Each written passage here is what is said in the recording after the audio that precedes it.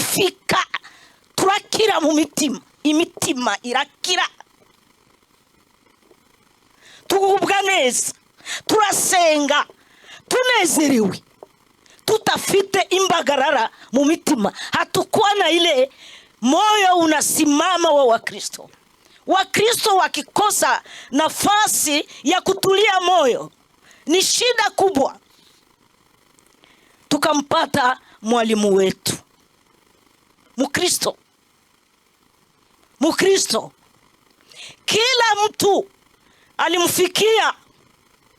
Kwetu njo kuko kadese yenye kwa mu mchanganyiko, ni kadese ya Bwegera. Muko Barundi, muko Bashi, muko Bafureru, na siye Babembe tukwamo. Lakini sisi wote alitupokea.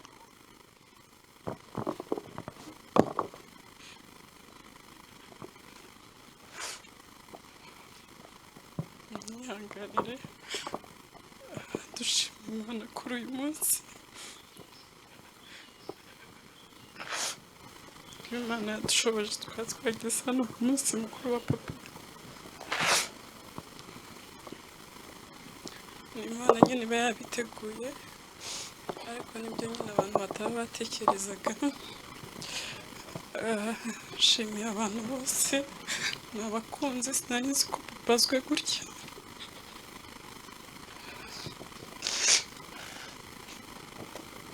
Kuba mwaje mwatwitabye, ntabwo twari tuzwi cyane Nienda, ariko mwigomye ibyanyu muze gufatikanya natwe. Imana ibamugisha. Ikindi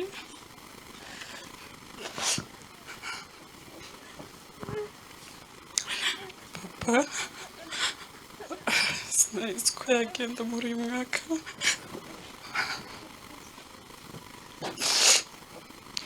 Igihe yarwaraga twizeye ko agiye kugenda, sico gihe yagiye. Yaranarwaraga akadusezera, nkamubwira ngo ntaho uri bujye, nkamubwira ngo uracyahari, ntaho uzajya musige. Cyane abo mu rugo bose ninjye wakuriye mu rugo cyane, ariko Imana ishimwe kuko papa afite imirimo myiza, abantu bamuzi neza, ntawe umuzi nabi. Imana ishimwe ko papa yabaye Mukristo, akorera Imana. Papa yari mwiza, ariko ndabizi ko ari kunyumva. Uriya munsi kuwa kane nagize ngo Nienda yagize ikibazo, narababwiraga ngo Nienda papa hari igihe mwebwe atari kubumva njye aranyumva, kuko hari igihe yangaga no kurya, nkababwira ngo mureke ngenda bizana arabirya, kandi akaba ariko bigenda. Turabisengera Imana, tubibwira Imana, turavuga ngo Mana azorangirize mu rugo. Imana iravyemera, arangiriza mu rugo. Ico ndagishima Imana. Shima Imana ko namupfunyije jenyine, ndamwororosa jenyine, ndamuherekeza. Imana ishimwe. Yarambwiye ngo ndagiye, aransezera, turavugana kugeza no ku munota wa nyuma. Arambwira ngo nimpamagara umwana agiye kugenda, areke kusiga mu nzu jenyine. Ndamuhamagara, araza, yacikanye turi kumwe, yashitse. Ndabishima Imana. Ikindi shimaho Imana, yahamagaye umuryango arawusezera. Umwana mukuru yaramusezeye, amubwira byose turi kumwe. Ndabishima Imana. None Imana imwakire mubera.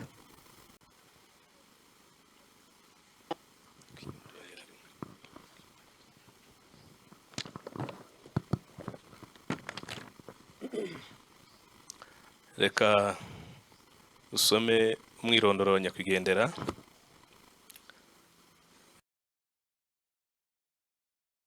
Ariko twabashe kwegeranya amagambo magufi ahinye yaranze ubuzima bwe. Umwirondoro wa nyakwigendera Meshake Tabazi, amazina ye yitwaga Rugenerwa Tabazi Meshake. Yavutse ku itariki ya mbere kwezi kwa mbere umwaka w'igihumbi kimwe magana icyenda mirongo itanu na gatanu. Avukira mu Mibande mu karere ka Rurambo. Yashakanye na Nyambone igihumbi kimwe magana icyenda mirongo irindwi na gatatu, nawe waje gutabaruka mu mwaka w'igihumbi kimwe magana icyenda mirongo icyenda na gatanu. Nanone yongeye kubaka umuryango mu mwaka w'igihumbi kimwe magana icyenda mirongo icyenda na gatandatu, ashakana na Nyandorwa ari we wabashe kumusindagiza muri urugendo rwe rwa nyuma. Abo badamu bombi cyangwa se abo babyeyi bombi babyaranye abana 12, abahungu 6 n'abakobwa 6. Umwe yaje gutabaruka akaba nawe amusanze mu bwami bw'Imana. Abuzukuru ni 32, 3 bitavye Imana ndetse n'abuzukuruza 2. Akaba asize umuryango w'abantu 46.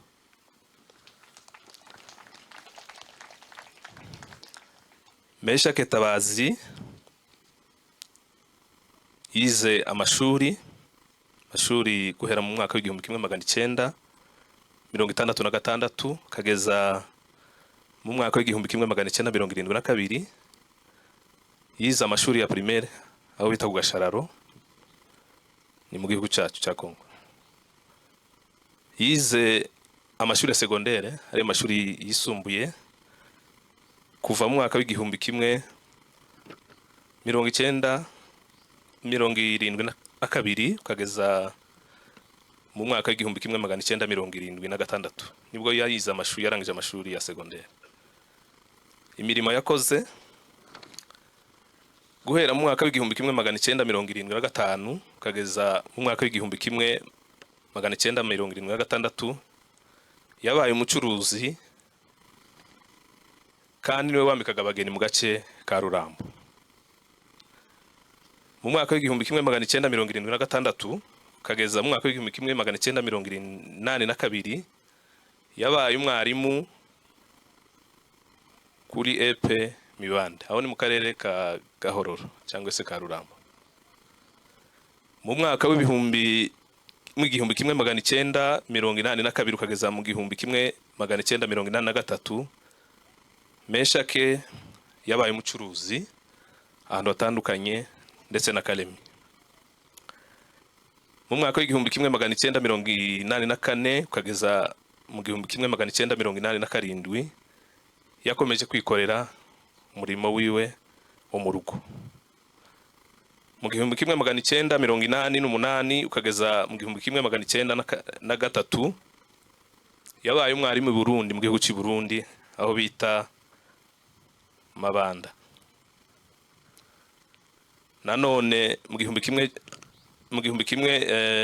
kimwe magana icyenda mirongo icyenda na gatatu kageza igihumbi kimwe magana icyenda mirongo icyenda n'umunani, yakomeje kwikorera nanone yiwe mu rugo. Meshake yabaye umuyobozi w'amashuri ya primaire ku ishuri rya Rusisiro aho ni mu karere ka Rwamagana mu gihugu cy'u Rwanda kuva mu mwaka w'igihumbi kimwe magana icyenda mirongo icyenda n'icyenda ukageza mu 2009. Ubuzima bwe bwa Kristo. Meshake Tabazi yavukiye mu muryango w'abakijijwe cyangwa umuryango w'abakristo. Ise umubyara akaba ari wagize amahirwe yo kwakira agakiza mbere mu muryango wabo wose ndetse n'umubyeyi we Tabazi.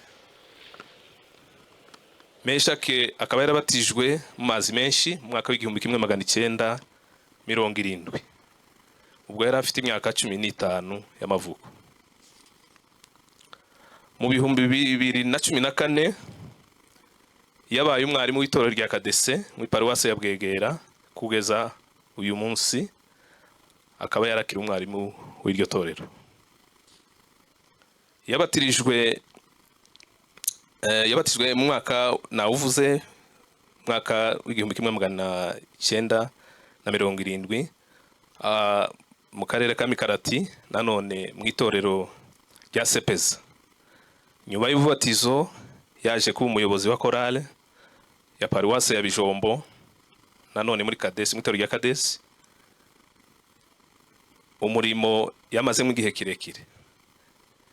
Nyuma yaho yimukiye mu Mitamba nibwo yaje gusengerwa ku murimo w'ubudiyakoni mu itorero rya Kadezi, nabwo yabikoze igihe kirekire kugeza mu mwaka w'ibihumbi 2014 aho yaje gusengerwa ku murimo w'ubwarimu bw'itorero, ari nawo umurimo atabarutse agikora.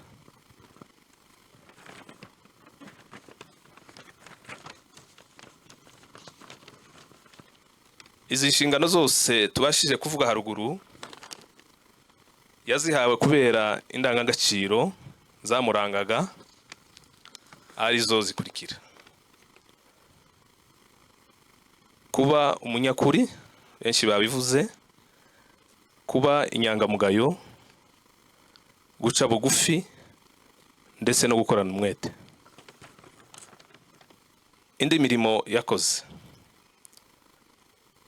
Mesha Ketabazi yabaye umuhinzi n'umworozi, yarahingaga agahaza urugo rwe neza ndetse akabasha no gusagurira isoko.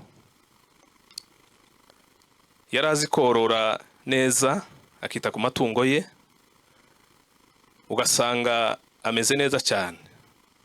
Byatumye abasha no gutunga neza umuryango we wose. Mesha Ketabazi yarazi gucuruza kugeza aho umuryango wa Tabazi wamuhaye inka akaja Ikalemi Bukavu kubasha gucuruza. Ndetse yageze ahaja no mu gihugu cy'Ugande anyuze Ishasha ku mupaka w'Ugande, nanone agiye gukora umurimo w'ubucuruzi. Niwe wazanaga amasahani n'ibindi bintu byinshi bikenerwa mu kurongoranya abakobwa mu karere ka Rurambo.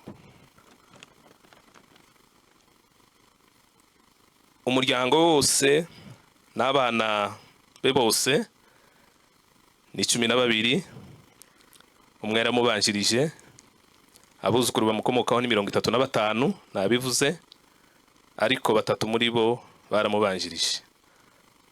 Hasigaye abana 32, abuzukuru ni 2, abamukomokaho bose ni abantu 46. Akaba yararangije urugendo rwe ku itariki 23 kwezi kwa karindwi isaa moya z'ijoro azize uburwayi yari amaranye igihe kirekire. Mesha Ketabazi twaba tumwifurije iruhuko ryiza, kandi Imana yakoreye yayisanze. Tuzahora tukwibuka umubyeyi w'amahoro. Murakoze. Reka tubasabe mu byubahiro byanyu muhaguruke.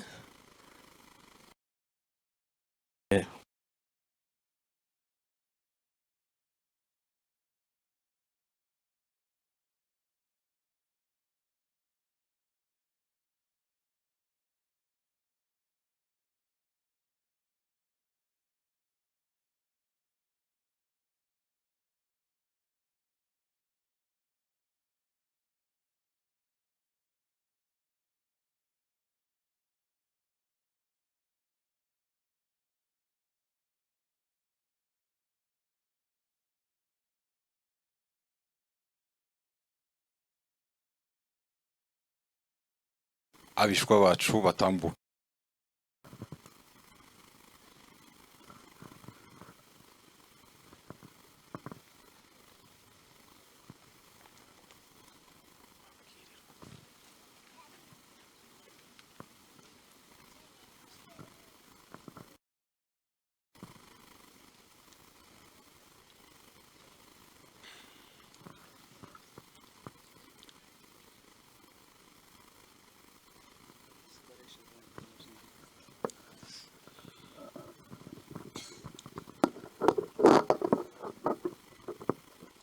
Cameraman akimaliza atatuambia.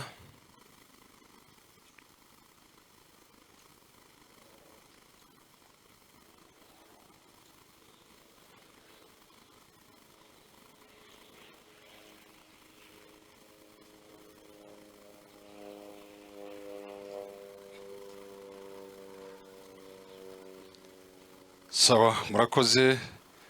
Abumva bafite intege nke baraza kwicara, abandi basigare.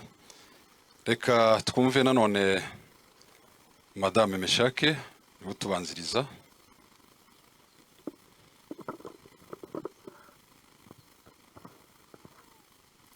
Yesu ashimwe. Kuvuga Yesu ashimwe bimeze gutya, wovuga ngo se bimeze gute? Ariko turavuga ngo Yesu ashimwe. Dushimiye Imana ko tukaramutse muri iki gitondo twese turi bazima. Duhagaze aha, iki giterane ntabwo twagiteguye, ni Imana yagiteguye. Imana ishimwe. Ndabanza nshimira itorero ryacu. Shimiye itorero ryacu n'abayobozi bacu n'abakristo bacu bose. Imana ibaheze umugisha. Mwarakoze kandi mwarikoreye. Imana ibaheze umugisha. Ndashimira umuryango wa Ntwari. Ni mugari, ni munini, urakomeye. Turabashimiye. Imana ibaheze umugisha. Turashimira abantu bateraniye hano bose. Titwabatumiye, mwarizanye, muradutabara, mudufata mu mugongo. Iyo bimeze gutya, umuntu arikanga akaja kure. Ariko Imana ishimwe ko turi kumwe. Mwadufasha mu mugongo, turakomeye. Imana ishimwe. Ikindi shimira Imana, ndavuga ku bakwe bacu. Ndavuga kuri Bisenga Imana. Ahari karadukurikirana, karabibona. Imana imuheze umugisha. Yarakoze. Yarakoze. Ndashimira Imana kwizitugirira neza. Ndashimira Ruzagiza. Ahari turi kumwe na Nyihasha, ariko nawe ahari karabikurikirana. Turamushimiye. Imana imuheze umugisha. Yarakoze. Ndashimira iwacu mvuka mu Bahinda. Barakoze. Ndashimira ahari nawe ntari hano karabikurikirana, musaza wanje. Aho bari hose, Imana ibaheze umugisha. Ibindi noshima, hari igihe umuntu azayibagirwa, ariko ndabashimiye mwese. Mwese muteraniye hano. Abonzi nabo ntazi badushamikiyeho. Imana ibaheze umugisha. Ndashimira abakwe banje. Mwarakoze bana banje. Mwarakoze kandi mwarikoreye. Imana ibaheze umugisha. Mwagize neza. Twaguwe neza. Imana ishimwe. Ko Imana ishimwe ko yabaduhaye, mukaturera, mukadukuza, mukaba mutugejeje muri urugendo turimo. Imana ibaheze umugisha. Ndashimira abana banje.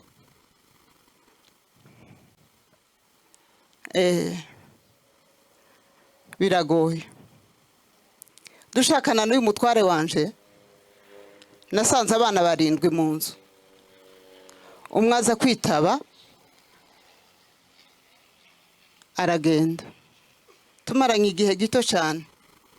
Sigarana abana 6. Ntarabyara banje. Ndabarera. Ndabakuza. Ndabashingira. Kandi bose barashatse, kandi abandi bakobwa barashatswe.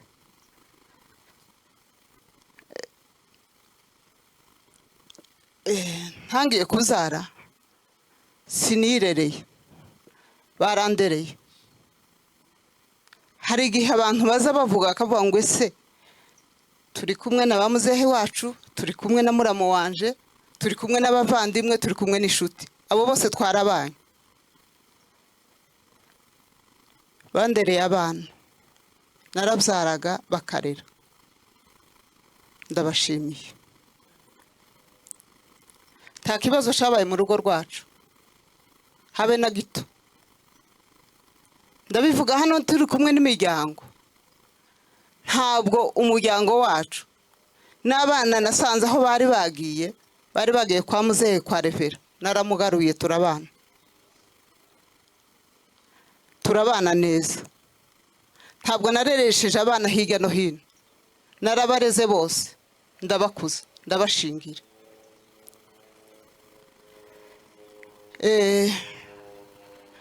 Twabanye n'umutware wanje, dushakana twabanye neza. Ndabyirata kandi mbivuga mbishimamwe n'Imana, kubana n'umutware amahoro n'abana amahoro. Ntabwo navunitse, ntabwo nabayeho nabi, ntabwo nabayeho mu buzima bubi. Nimba narababayeho mu buzima bubi twari turi kumwe, ariko ndashima Imana kuri uyu munsi. Yafashwe n'iyi ndwara dushingiye abana 3, abandi bose twabashingiye ari umurwayi, ndabashingira.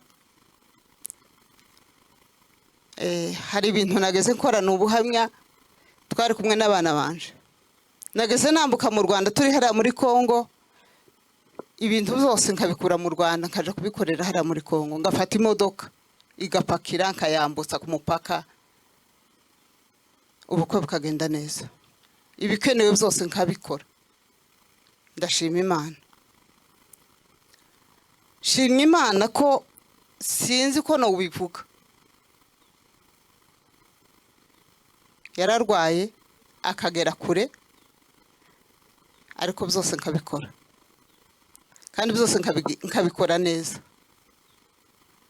Sinovuga ngo murangize amasaha, nubwo musize hano rangata, ariko mu mutima wanje ari mu mutima wanje. Ibyo twakoranye, ibyo twavuganye, icyo nshima Imana, kurwara kwiwe imyaka 16, ariko kuremba cyane ni muri iyi myaka 3. Ubundi yikoreraga agakora ibintu byose arwaye, ariko muri iyi myaka 3 abari haremba cyane, arika hasi, akazageza igihe mbona birarangiye, ariko agasubira agahembuka akaba muzima.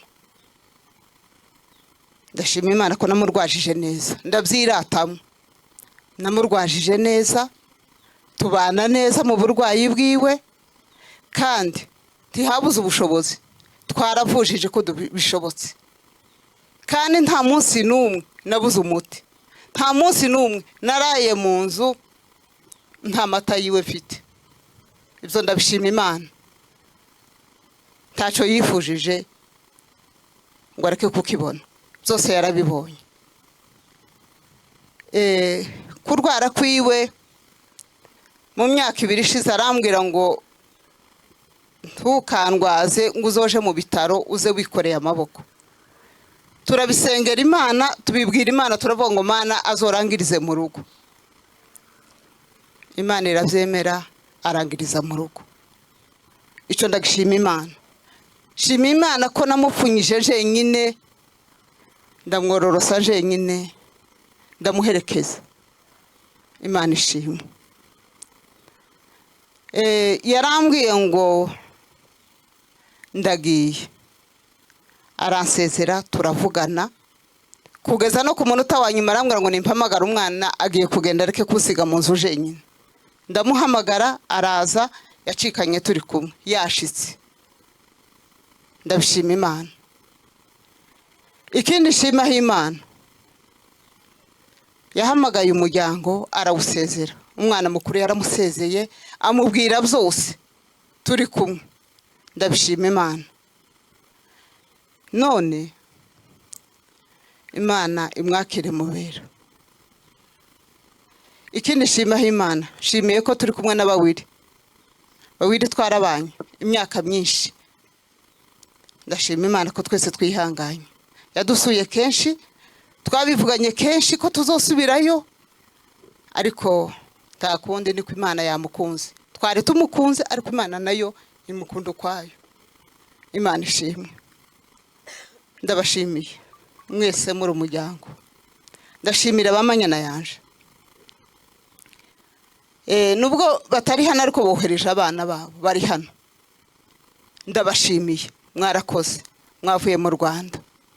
Kandi muri bamanyana yacu bose twabanye neza bose.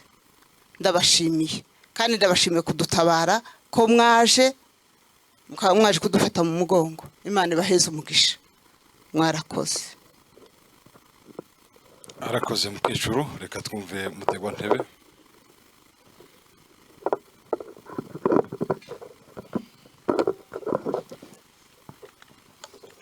Bwana asifiwe. Ntabwo biduteye isoni kuvuga ngo hari ukuntu baba bayivuga bagasa nkaho babaje nko kuyitinya. Kuvuga ngo Bwana asifiwe kuri uyu munsi tugomba kubivuga kubera kuko Muzehe Tadeni ajanye yakoze imirimo yiwe yose ayikora neza. Muzehe yari umuntu ukomeye cyane, nubwo tutonavuga n'imirimo yiwe yakoze ngo tuyivuge nk'uko bikwiriye, nubwo twonaceceka mugabo tukavuga ngo reka tuvuge ibindi, duceceke tureke kuvuga imirimo yakoze. Imirimo ya Muzehe yonyine yakwivuga. Amen. Imirimo ya Muzehe yakwivuga, nubwo twaceceka imirimo ya Muzehe yakwivuga. Muzehe yari umuntu ukomeye mu muryango wacu, mu karere, ahantu hose twagiye dutura. Imirimo ya Muzehe yakwivuga. Shimira Imana kuko duhagaze kuri uyu munsi wo guherekeza Muzehe bwa nyuma. Hari igihe cyabayeho dutekereza kuko ari cyo gihe cya nyuma cyo gutabarwa kwa Muzehe, ariko ticyabaye cyo. Hari umuntu wigeze kuyivuga, Muzehe yigeze kuko ari hariya Kitengera Medical, bigera ahantu batubwira ngo bagiye kuduheza transfer ngo batutuma handi kuko babonaga ibintu bisa nkaho byarangiye. Ariko abandi bantu baraza baratubwira ngo uyu musaza ni mumujana muri biriya bitaro, ntabwo bemera umurwaza, kuvuga ngo musige mumusiza aho ngaho ngo muratashe. Nti nimba yari afite naga Imana yari kimufiteho n'iminsi, mbamona ko ibintu biri bushoboke. Mwihangane mubwire abantu baganga akomeza arwarire hano, nimba arangije arangiriza ahangaha. Kubwa amahirwe twabibwiye abaganga barabyumva, arakomeza aho ngaho. Ndashimira umukozi w'Imana bawiri yaje kuhadusanga, aratubwira ngo nta nubwo yigeze agira ubwoba, ngo avuga ko Muzehe ngo wari wo munsi wo kurangiza kwiwe. Nti Muzehe ibitaro azabisohokamo kandi abivemo amahoro. Kandi ko twe twarabirebaga tukabona ni ibintu bigoye, kuko nyine twumvaga ko ari amagambo yo kudukomeza nyine yagombaga kuyavuga, kuko nta kundi kuntu waza kubwira umurwaza urwaje nuko ugomba kumubwira. Ntiwamubwira nti uyu muntu ko ndareba ngabona ntawe uhari, ariko yaratubwiye nti kuva umunsi bavuga ngo araremza ameze nabi, nje numvaga kuko nta kibazo kihari. Araza aradukomeza koko Muzehe yararwaye, ibyo bitaro bivamo. Yageze mu rugo n'ubundi ahasiba iminsi 2 arongera araremba, bamutransfere ku bindi Machakos, naho twahamaze nk'ibyumweru 2 nabyo birenga. Icyo gihe naho byari bigoye, tutazi ko byashoboka yazasohoka muri ibyo bitaro, ariko Imana yo mu ijuru yongera kandi bimukuramo. Muri iyi minsi irangiza ryiwe mukuri ntawarebaga Muzehe, abantu bose bamusuye ngo mubonemo urupfu cyangwa se ngo uvuge ngo umunsi waba ari uwo nguwo. N'umunsi arangiza narahaciye ngiye kureba uko babyutse, munje mu mirimo isanzwe, nibwo naje kubona telefone batubikira undi muntu wari umpamagara ambwiye nti aho ngaho hari undi muntu, umwana w'uwo musaza wari kuwemo, ntimwagera aho ngaho mukamusura. Ndavandira kamvugishe Muzehe ndebe uko abyutse, mbone gusubira mu rugo inje kureba guhumuriza abo bantu. Mpageze ijambo rya mbere yarambwiye nti gira vuba, banga kugende mugera hariya muri wa rugo rwatakaje umuntu, murebe uko bimeze. Turi kuganira nta kibazo, ubona nta kibazo, ariko natunguwe no iminota amasaha make twari tumaze aho hantu telefone bukeya ngo gera hano mu rugo. Ariko mukecuru iminsi tumaranye wakomeje kurwaza muzehe. Iyo wumvaga arakubwiye ngo umuntu bimeze nabi ukamenya ko ibintu byakomeye. Nawe se mbwira abo twari turi kumwe ndababwira nti mukecuru arambwiye ngo ningere mu rugo. Ariko ko ndabona kuko muzehe ibintu bishobora kuba bitameze neza. Kuko naragiye twavuganye umwanya mutoya muzehe ararangiza. Kabashima Imana kuko muzehe yarangije turi kumwe. Nakundaga kuja gukorera iyi muri bibyaro nukuvuga ngo iminsi nabaye hano ntabwo nigeze nkorera hano Nairobi. Ariko nta wamenye. Iyo icyo cyumweru nama ntangira gukorera hariya wagira ngo umuntu nari mbizi. Kabashima Imana kuko muzehe yarangirije hariya kana karangiza twicaranye turi kumwe. Natekereje ngo nshimira abantu. Nshimira abantu. Kurwaza iyi ndwara mwa miryango umwe. Kurwaza iyi ndwara. Muzehe twari tumurwaje iyi ndwara imyaka 10 uyu mwaka wa 16.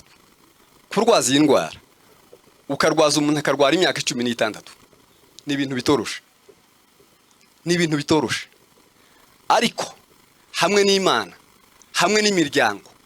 Simvuga ngo umuryango wageze ahantu nawo tukiyambaza n'imiryango. Ni ibintu bitoroshe. Ariko reka dushimira abantu. Reka dushimira abantu. Mbere ya byose ngiye gushimira abantu bose bavuye mu turere dutandukanye twa Nairobi. Iryo sengesho twasengaga tukabwira Imana ngo muze azagwe kubwegera. Twimukiye hano nyuma. Turi kwibwira ngo hari wenda na muri kino gihugu wenda bamuzi ni bakeya cyane. Ariko byantangaje. Naturutse hariya ngo ndebe abantu bari hano. Numva ndakomeye. Nshimiye abantu bose bavuye mu turere dutandukanye baje kudufata mu mugongo kuri uyu munsi. Utangira umunsi kibazo kiba muze yamaze gucikana. Naza nshakisha amanimero muri telefone nkayabura y'abantu kandi nafite. Ariko ndashimira pasiteri w'itorero rya gospel niwe wangezeho mbere n'abantu nyuma y'iminota nka 30 inzu yari yuzuye abantu. Twakomeje gukomezwa n'abantu batuba hafi kugeza kuri uyu munsi. Tukumva kuko icyo gicucu cy'umwijima gisa nkaho kituvuyeho bitewe n'ukuntu abantu bakomeje kuza baduhumuriza batuba hafi. Shimiye abantu bose bo muri kano karere Imana yo mu ijuru ibaheza umugisha. Impamvu mbivuze gutyo muze yakundaga gutabara. Kugeza muri iyi minsi ya nyuma hari igihe yabona yumvaga nk'ikibazo kibaye mu muhana ukumva gusa araguhamagaye. Ngo se ngo wumvise ko ahantu habaye kino kibazo nawe hasigaye ukamenya ibikurikiyeho. Muze yakundaga gutabara. Kuva tukiri no kubwegera. Nukuvuga ngo ahantu habaye ikibazo muze ntiyahabura. Niyo mpamvu rero dushimira abantu bose badutabaye. Kandi hano hantu nanje hari somo nabikuyemo. Nakuya nubwo kino kuva umunsi acikana nakomeje gutekereza kuri kino ndavuga ngo hari ukuntu umuntu agomba kwisubiramo hejuru yo gutabara abantu. Kuko gutabara ni ibintu by'ingenzi cyane. Bene data mwagize neza miryango muteraniye hano mwakoze kuza kudufata ku mugongo kuri uyu munsi. Abandi turi bushimire dushimiye umwana wa Kitengera. Nkuko tumaze kuyivuga kiriya kibazo kimaze kuba batubaye hafi igitondo n'umugoroba hari ababyeyi baza gutekera abantu bakaza bakadutekera bakaza bageza mu masaha y'5 bakabona gutaha mu miryango yabo bakaje gukorera abana babo. Icyo ni ikintu kigoye cyane. Hari abaduhaye amazu yabo baragenda baradukingurira. Ugasanga umuntu w'umubyeyi ufite umwana akagenda akikingirana mu cumba yabuza aho aca ngo aje hanze akabaho ngaho mu cumba akaba yahamara isaha. Waza winjira mu nzu ukagira ngo nyirayo ntayo irimo kubera abantu nyine babaga buzuye aho ngaho aho yagombaga nawo gukorera. Ariko barabyihanganira kandi babikorana umutima mwiza n'ubareba ukabona afite umutima mwiza. Bantu ba Kitengera mwatwerese urukundo. Twarafatikanyije mutuba hafi kiriya gikombe cy'umwijima cyari kituzungurutse tumva gitangiye nko gushira bitewe n'ukuntu mwatubaye hafi. Imana yo mu ijuru ibaheze umugisha.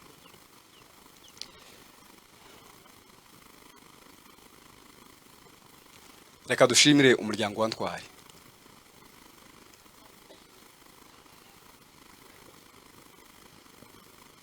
gutakaza umuntu ni ikibazo kimwe, no kugira ngo mugere kuri uru rwego rwo kumuherekeza mukageza kuri uno munota muri kuvuga ngo nta deni, uzi kugira ngo uve uherekeza uwawe nugera mu rugo ubona umwishuza araje ngo wangiye wansigaye mu ideni. Muryango wa Ntwari, ndabizi kuko muri kudukurikirana, abari muri Afrika, abari hanze mu bihugu bitandukanye, mwakoze imirimo ikomeye. Uwakavuka yakavutse kwa Ntwari. Hari umugabo mwerutse kuzare ari mushitsi hariya wo mu bwoko bwacu, aravuga nyine hejuru ubwoko bwacu, aravuga ngo n'uyu munsi ngo wambwira ngo nongere mfe ngo mvuke kandi ngo nakwemera kuvuka ndi umunyamurenge. Nanje byaduteshemo kuvuka kwa Ntwari, kandi n'uwavuka yavuka kwa Ntwari. Bakoze imirimo ikomeye kugira ngo kino gikorwa kigeze ahangaha kigeze. Imana yo mu ijuru ibaheze umugisha, twe nta cyo twabona twakora no mu kumurwaza. Bakoze imirimo itangaje muri iyo myaka yose, n'urugendo rurerure, imyaka 16 bakoze ibintu byinshi mu kumurwaza, ariko Imana yo mu ijuru ibaheze umugisha kuzo mwakoze byose, abatanze byabo, abamusuye, abamusengeye. Imana yo mu ijuru ibaheze umugisha. Reka nshimire mwasogokuruza Mwatabazi. Hari igihe cyageraga tukabahamagara tukavuga nti muzehe ibintu bimeze nabi. Nyuma y'iminota hari umunsi umwe aherutse kurwara, tumujana ku bitaro. Dushitse ku bitaro baratubwira ngo ntabwo bari gukoresha, ngo kibazo bakibonye cy'uburwayi bwiwe, ngo kandi ntabwo bari gukoresha kiriya gipapuro bakoresha. Ntibirasaba gutanga amafaranga ari cash, kandi igipapuro twari tugifite. Dusubira mu rugo turabahamagara, twabonaga ko ari ibintu bikomeye. Uzi kugira ngo umurwayi abageze mu bitaro, uburwayi burabonetse, bavuze ko bamuvura, ariko musubize mu bitaro ngo amafaranga arabuze. Ariko nyuma y'iminsi 2 amafaranga yarabonetse, aragenda aravurwa, ndetse agomba kwiyongeraho n'andi mafaranga tutatekerezaga, ariko ya mafaranga yose yarishuwe. Muryango wo Kwatabazi, abari hano n'abatari hano, Imana yo mu ijuru baheze umugisha. Mwakoze byinshi kugira ngo muzehe dukomeze twebe ko twaramira ubuzima bwiwe. Nubwo uyu munsi byanze, Imana ikaba yashatse kumujana, ariko nta kumutagize. Ibyo mwagombaga gukora mwarabikoze. Imana yo mu ijuru itazikiranirwa ibaheze umugisha. Hari n'abandi bavuye iriya bumvise amakuru baravuga ngo ntizarekera aho ngaho, tugomba kuza tukagera hariya tukaza guhumuriza bari abantu, amaso ku maso turi kubareba. Baraza batanga amatike yabo, batanga umwanya wabo. Murabizi ko urugendo rurerure, bamwe bavuye muri Uganda, abandi bavuye mu Rwanda, abo bose baraza bashika hano. Ibira byose mwakoze, Imana yo mu ijuru ibaheze umugisha. Sinaga gushimira umuryango mwasogokuru. Noneho hari igihe ho byageraga ahantu bakavuga ngo reka dushiremo akantu k'akarisite ku rubuga rwo mwasogokuru, tumushakire n'amazi yo kunywa. Ibyo bintu bikaba nko mu munsi umwe cyangwa 2, tukabona amazi arashitse, ibintu bikagenda neza. Muryango turabashimiye, nubwo ibyo mwakoraga nk'abari kwikorera, ariko ntitwareka kubashimira. Bira byose mwakoze turabashimiye kandi turabizirikana. Imana yo mu ijuru ibaheze umugisha. Turashimira famille ya Bisengimana nkuko bagumye kubivuga. Inzani bukari gikimwe muzehe yigeze kuza kurwara hano muri kino gihugu, avuye ire gusaje aje kwivuriza hano muri kino gihugu. Yarashitse kubera kugenda igihe kirekire mu modokari, ayitera mu bitaro. Arampamagara arambwira ngo mfitiye mu bitaro. Tinoneka nimushaka ifaranga. Murabizi kuko kino gihugu kigoye ku bintu bijanye n'ubwivuzi, none mushaka amafaranga nije kuva mu bitaro, amafaranga azaba yabonetse. Kurya nkiyantekereza ngo biragenda gute, aya mafaranga arava hehe?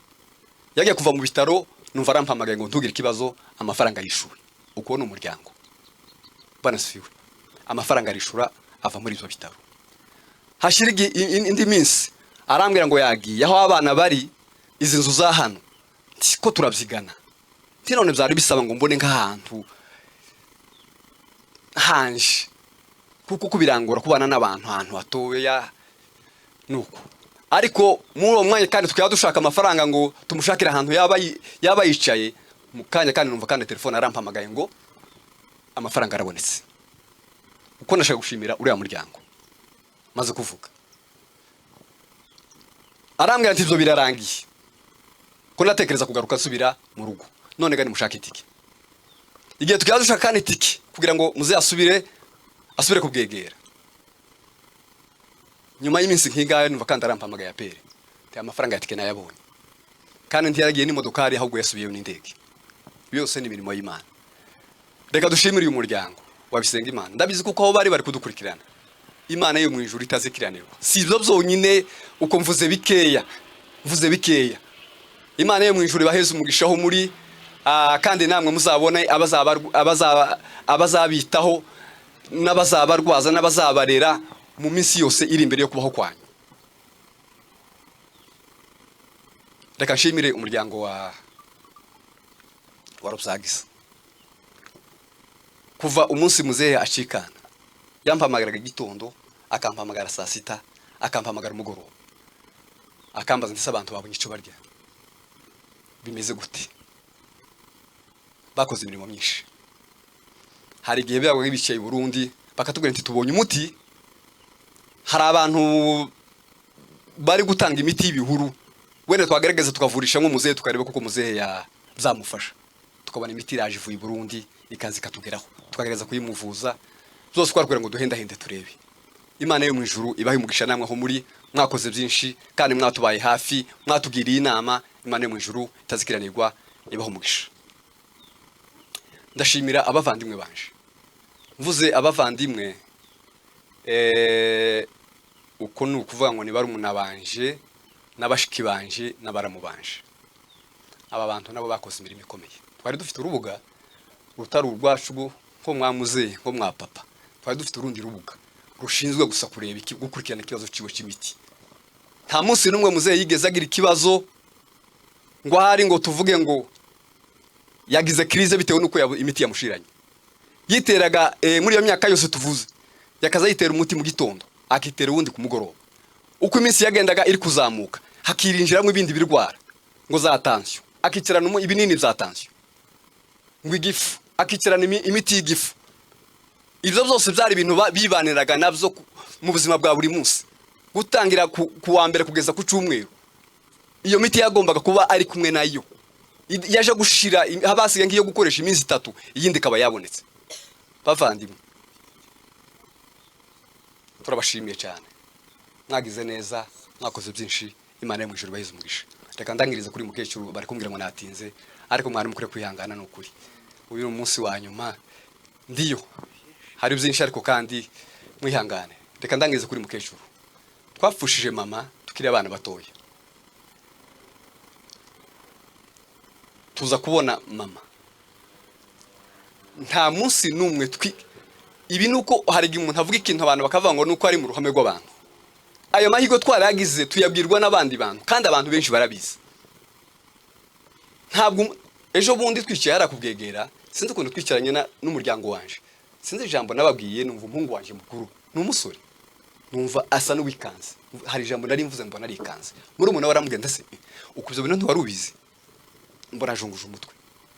Uyu mushiki wacu uyu bucuru uyu ejo ubu nyine hari yakitengera yaratubwiye ngo nibwo yamenyaga kuko ngo tutavukana neza, tudasangiye ba mama. Yaraje aturera neza. Hari igihe twabaga twicara kubwegera, kagenda kwa grand frère ngenda hayo, tukicara tukaganira, tugasubira muri aya mateka, dushima Imana, tukavuga ukuntu Imana yatugiriye neza mu rugo rwacu, ikaduha umuvyeyi mwiza kaza katurera neza. Twabaga turi umuryango umeze neza mu buryo utatekerezaga uri umuntu utabizi.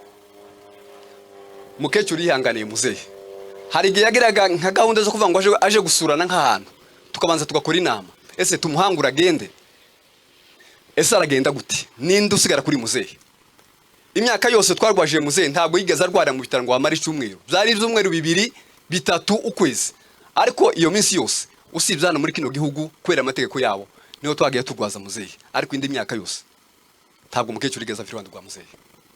Yaramurwajije akararana ibiryo iminsi myinshi gusa, yamureba gusa no mu maso gusa akamava ngo ndabona isukari yamanutse cyangwa se ndabona isukari yazamutse, amurebye gusa. Turagushimiye ku mirimo yose wakoze, taje twabona tukwitura. Nubwo wakoze ibyo wagombaga gukora, zari inshingano zawe kubikora, ariko ndetse twareka kugushimira. Imana yo mu ijuru iguheza umugisha. Hari ikintu twatekereje nk'abana bawe, turavuga ngo turaguheza inka. Iyo tugera mu rugo iyo nka tuzayikugezaho, kugira ngo tuheze tuzirikane ibintu wakoze.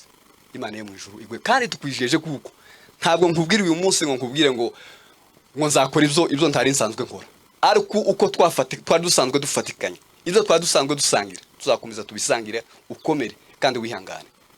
Barumuna banje bari hano mwihangane, bashiki banje bari hano mwihangane, abakwe bacu bari hano mwihangane, umuryango wose mwihangane. Turi kumwe n'umuryango, turacyafite ba data barahari nkaba, turi kumwe n'umuryango, nta kibazo, mukomere, tuzabaho. Twese dusigaye turi abagabo, ngoga tuzamushingira nawe ejo bundi, nawe tumwubakire ubwiwe. Mukomere mwihangane mwese, asigaye muzehe tukaba tumwifurije iruko ridashira. Amen. Arakoze, mukomeze kwihangana. Burya biba byiza rero abantu bose badutabaye tugataha batarambiwe, n'aba bantu bose bahagaze aha ngaha barushe. Buriya umuntu umwe agiye afata isaha undi agafata isaha, ntabwo twataha. Rero ni mube haba bufi cyane muvuga amagambo muhene. Reka twumve umuvandimwe kamarade.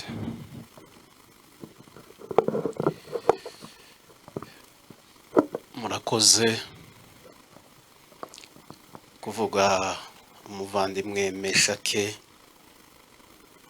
impano ikomeye yatanzwe mu muryango wa Tabazi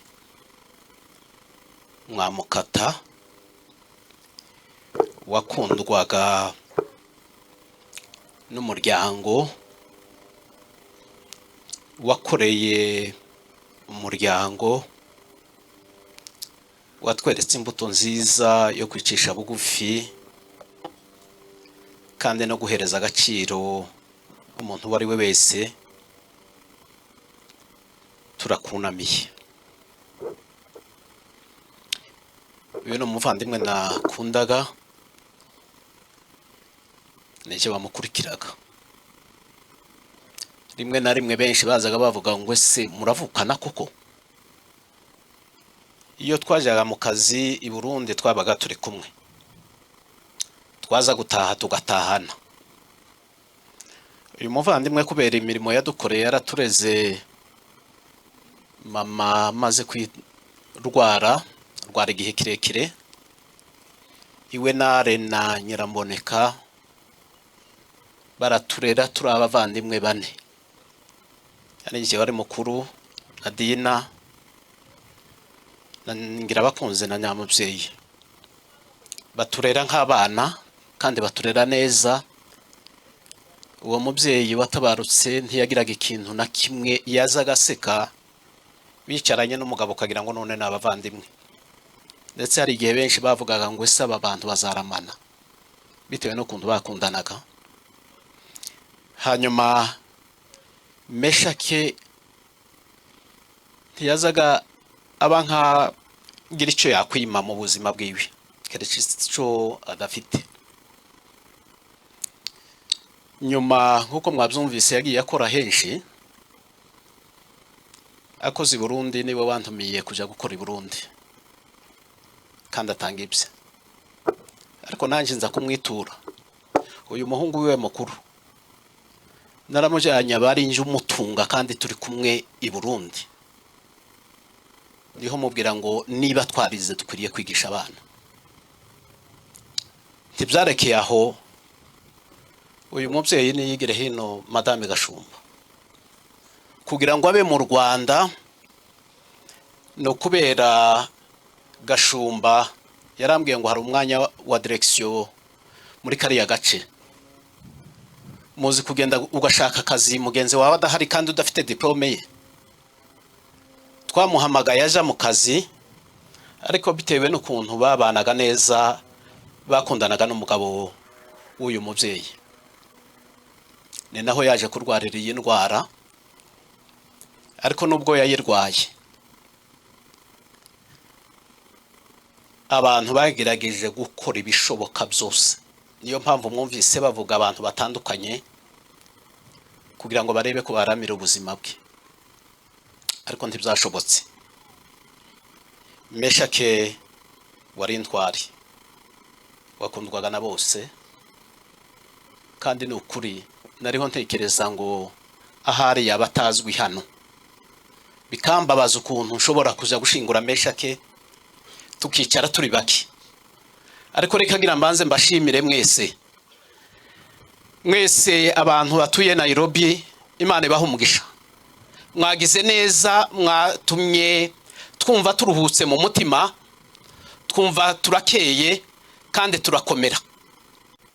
Nibyo birya nababwiye ngo ntituza tumuvuga ngo twirirwe tuvuga ngo nyakwigendera. Oya, nabibabujije. Ariko bibaho.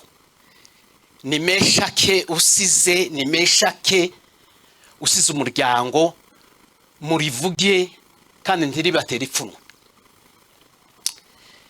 Meshake rero reka gira tumaze dushimire imiryango twasebukwe bombi.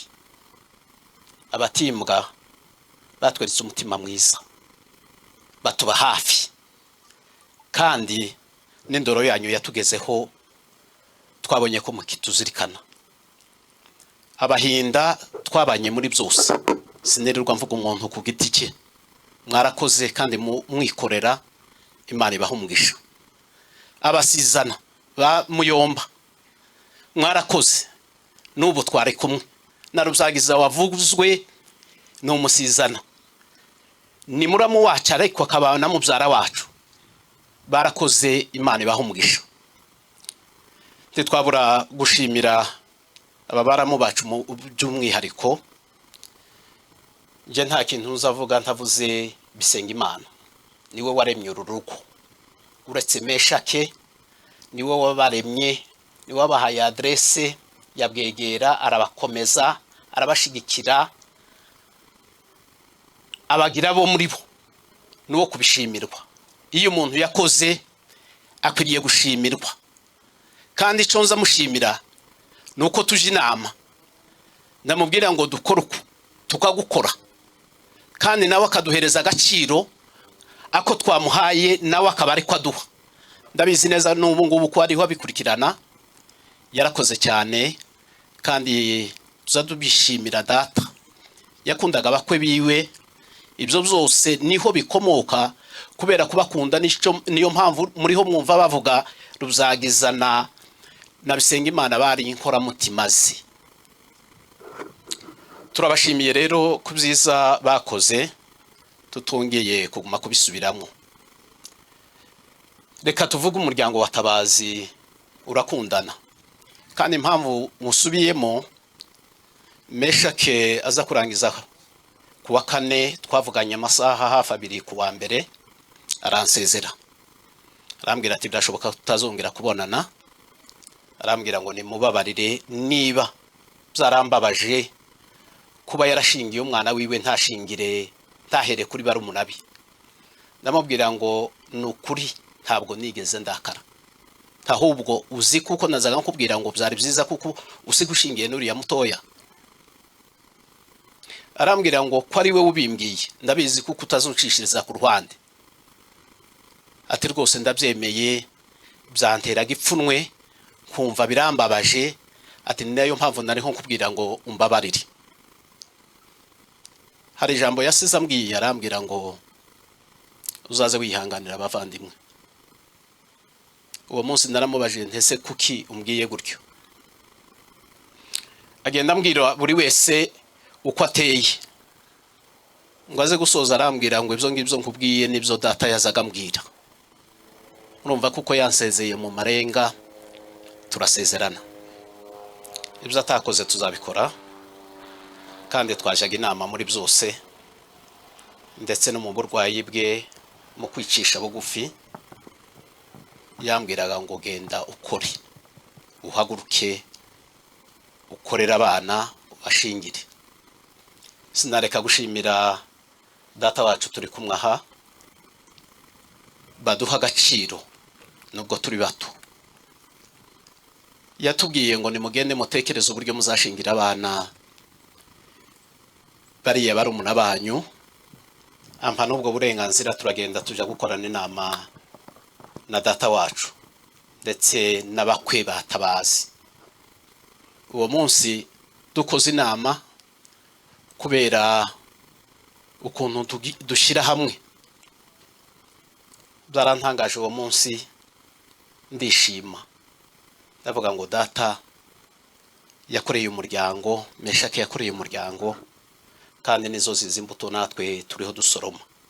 Uwo munsi habonetse mu gitondo kimwe tubone nka 17 zo gushingira abo bana. Reka nshimire abavandimwe bari muri Amerika, twarabanye neza kandi byari byanteye ubwoba, ndiho nibaza kubijanye n'ikiriyo, ariko ndabonaga umwanya wari wo bose bohereza amafaranga, nta deni dufite, kandi niba hari nakandi kasigaye baba bibagiwe turaza gusiga tubitunganyije. Ariko turabashimiye mwese miryango, kuntu mwatugezeho, kuntu mwadufashije, kuntu mwadutabaye, kuntu mwatanze byanyu, kuntu mwatanze umwanya wanyu. Imana idakiranirwa ibaho umugisha mwese, amen. Arakoze muvandimwe mwihangane. Reka twumve umubyeyi Banyakwigendera Pastor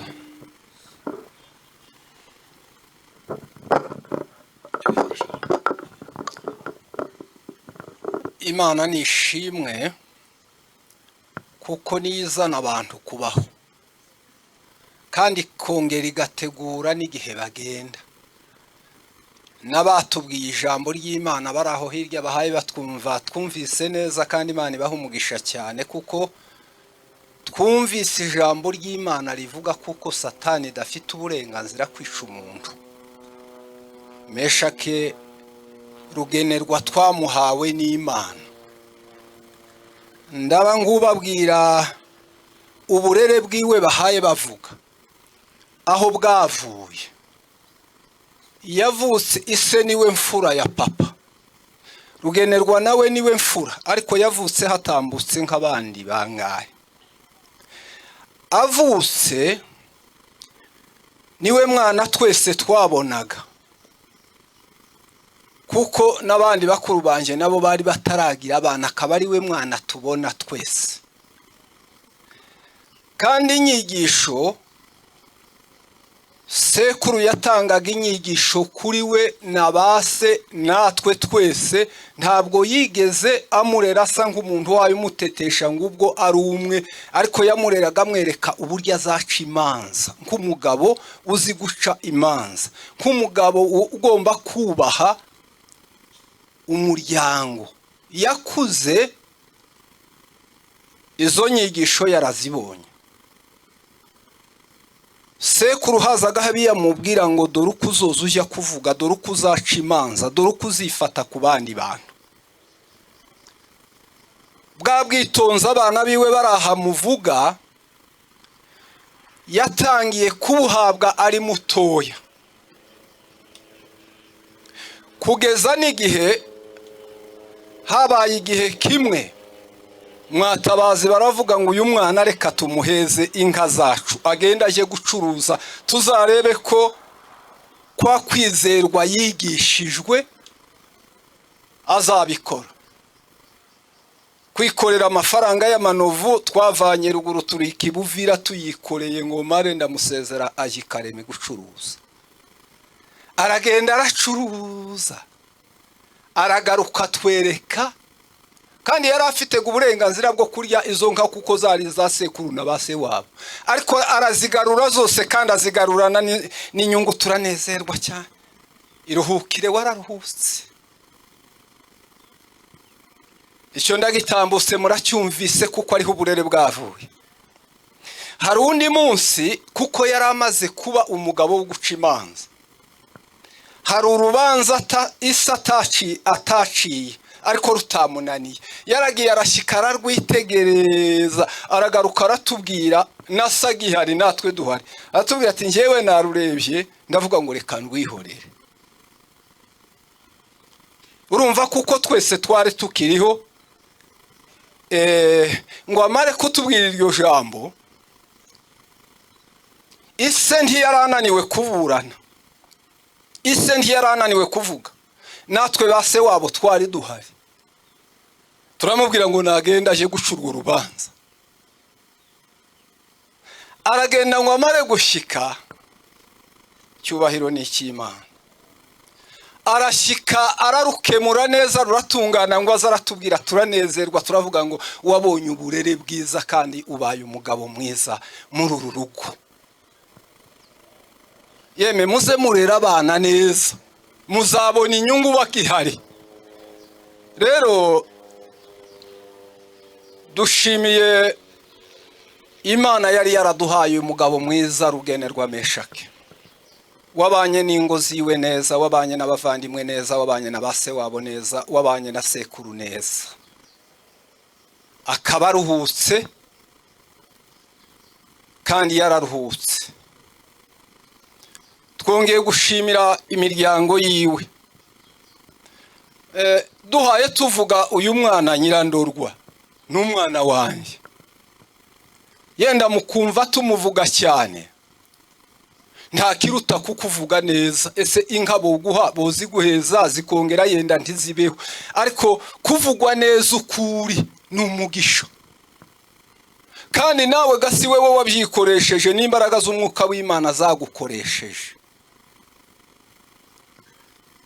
Uwo mwana bahaye bavuga, uyu muryango nudakora ibyo ngibyo uwe ikindi wokora ni iki?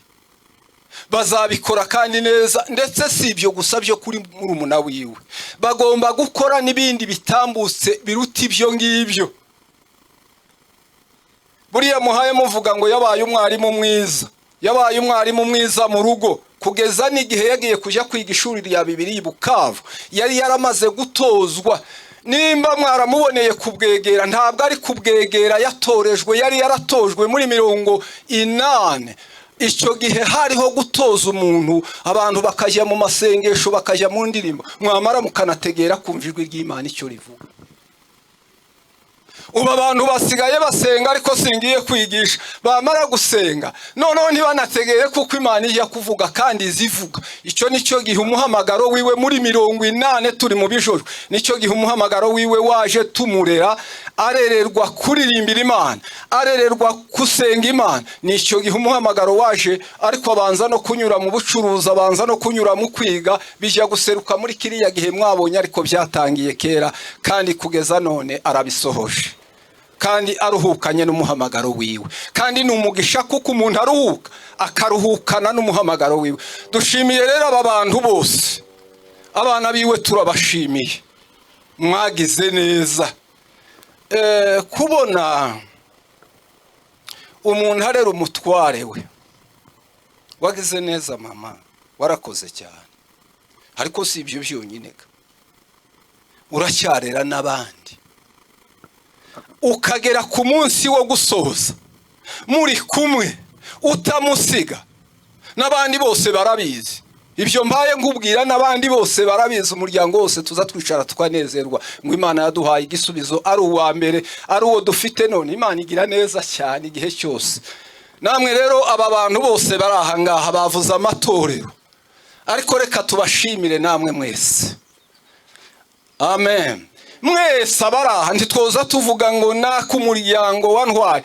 Dore namwe igituma aba batwari batabaye aha ngaha benshi, twari dufite imirambo 5, n'ubu imwe iri muri moruge ntirashyingurwa. Ntimuhaye mubona suku banganaga bari benshi cyane. Ariko rero n'abataraje aha ngaha babitewe n'ibyo bibazo byabaye. Ariko namwe bagaragu b'Imana mwaje kubana natwe, ndagushimiye kubera ijambo ry'Imana nawe Imana yagukoresheje. Abantu benshi baza bamenye ngo Satani niyo yishe abantu. Wakoze pase Imana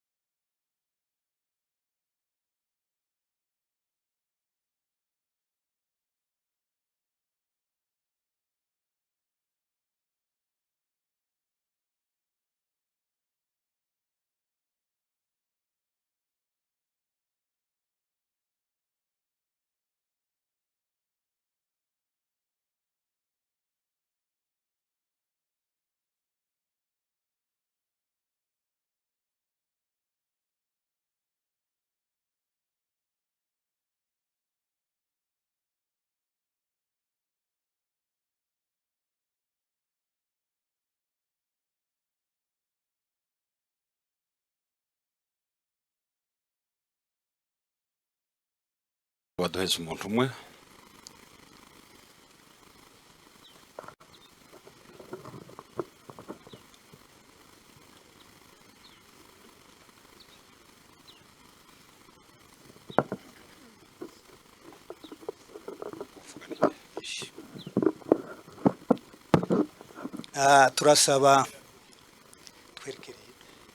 turasaba umuryango wa Rugorora wose kutambuka kugira ngo baze kudufata ifoto, batabasha guhagarara babone kwicara.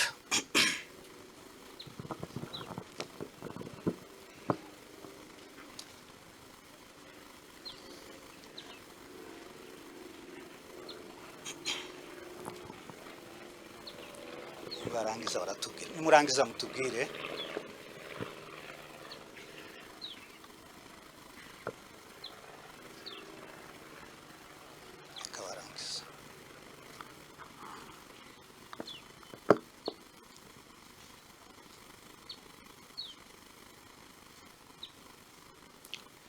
Sawa, murakoze. Kuvuga Meshake ntabwo bizoroshe kuri uno munsi, ariko turihangana kugira ngo tubashe kuvuga. Ijambo rya mbere, duhaye umuryango wa Ntwari Mpore mukomere kandi mwihangane. Mwabuze intwari kandi ikomeye cyane. Duhaye n'abagorora Mpore babuze mwishwa wabo, namwe turababwiye ngo ni mukomere kandi mwihangane. Turatanga Mpore ku muryango wa Tabazi.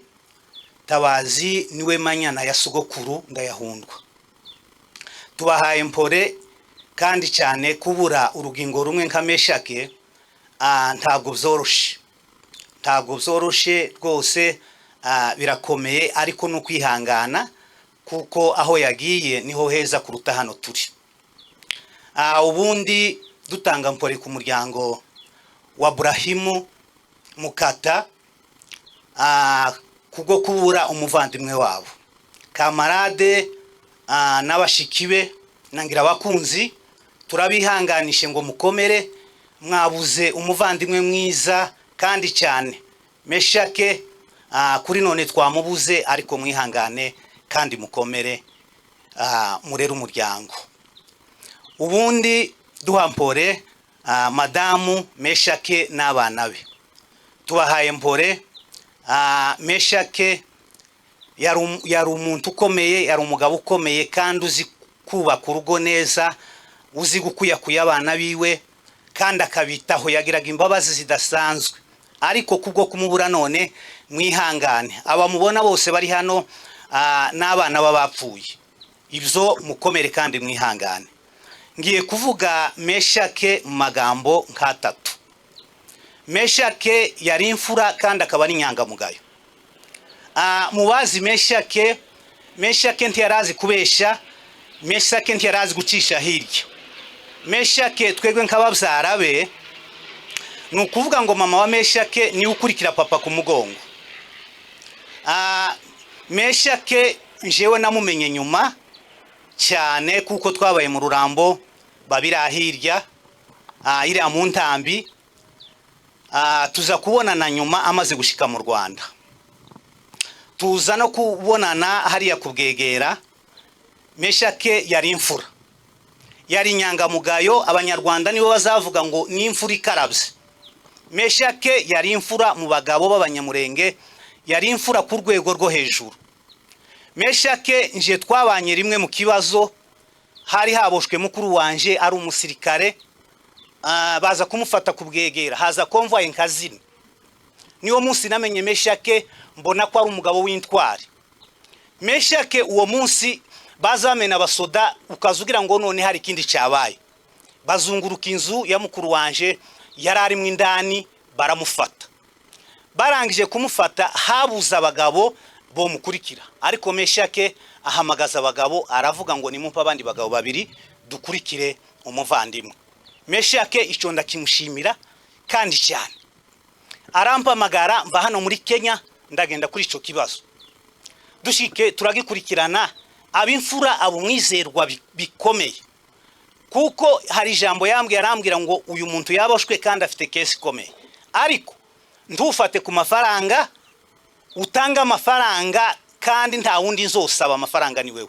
Ndamubwira ngo kuri icyo kibazo nanje nzabikora. Dukurikirana uwo muntu Meshake ntiyasibaga ari umurwayi, akagenda mu gitondo akagenda nimugoroba, arabikora kandi abikora neza, umuntu avamo. Ico ndakimushimiye. Meshake ikigize kabiri, Meshake nkabanyirarume yaradusuye kandi yaradukundaga cyane pe. Yakaza tubwira ngo twebwe ntituzi sogokuru cyane, akaguma kutubwira amakuru ya sogokuru. Meshake yari umuvandimwe wacu kandi mwiza rwose, kandi umukirisitu. Ikintu cy'ingenzi muri nosi ni ukuba umwizerwa kandi ukaba umukirisitu. Ico ni ikintu cy'ingenzi umuntu wese agomba guharanira. Ariko Meshake kuri none, Meshake agiye nk'imfura, yari inyangamugayo, yari imfura, ntiyarazi kubesha. Meshake n'umuntu yavuze ukumva karatambika, azamavuga ngo uvugisha ukuri ntubeshe. Meshake yari imfura. Tukaba duhumurije umuryango wa Meshake ngo mukomere. Meshake yadusize, ariko uko twari tubanye na Meshake n'ubundi niko tuzokomeza kubana, kandi mukomere, tuzabana neza. Natwe nk'umuryango wa banyirarume dutanze inka kandi turayibashikiriza. Murakoze, tumwifurije iruhuko ridashira mu bwami bw'Imana. Murakoze cyane, Imana ibamugisha kandi mukomeze kwihangana.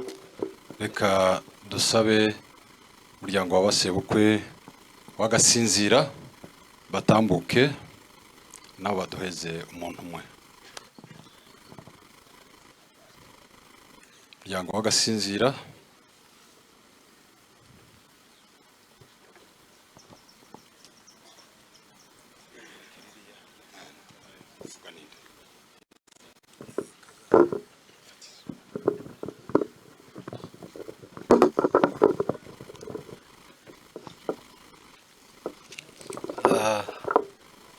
Kanatwe dushime tuvuga kuri mwene data Meshake wadukuwemo.